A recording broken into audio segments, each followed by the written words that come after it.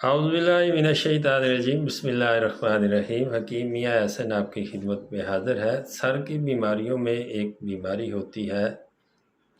درد شقیقہ، آدھے سر کا درد۔ تو بندہ جب عورتوں میں یہ زیادہ ہوتی ہے، مردوں کی نسبت عورتوں میں یہ زیادہ ہوتی ہے، اور صبح سویرے جب اٹھتے ہیں تو فرسٹ ٹائم سے لے کے زور تک تقریباً آدھے سر کا درد رہتا ہے۔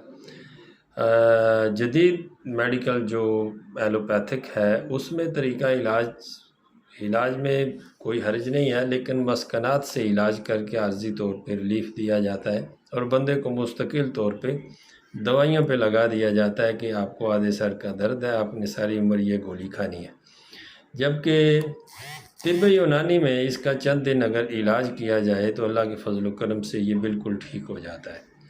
تو کرنا کچھ یوں ہے، است و خدوس بازار سے یہ چیزیں آپ لے سکتے ہیں، کسی کے گھر میں، کسی کے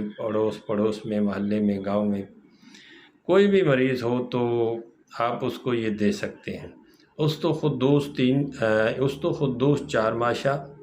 تخم دھنیا، یہ جو دھنیا کے خشک دھنیا کے بیج ہوتے ہیں 3 ماشا، اور اس کے اندر 7 عدد کالی مرچ کے بیج، کالی مرچ آپ نے ڈالنی ہے، اور اس کو آپ نے 1 گلاس پانی کے اندر بھگو دینا ہے رات کو، اور صبح اٹھ کو سردائی کی طرح اس کو رگڑنا ہے، رگڑ کے اس کو سردائی کی طرح رگڑ کے تو اس کو چھان لینا ہے، اور نہار منہ کھانا کھانے سے پہلے اس کو پینا ہے۔ تو یہ دن میں 3 دفعہ کھانا کھانے سے پہلے آپ نے پینا ہے،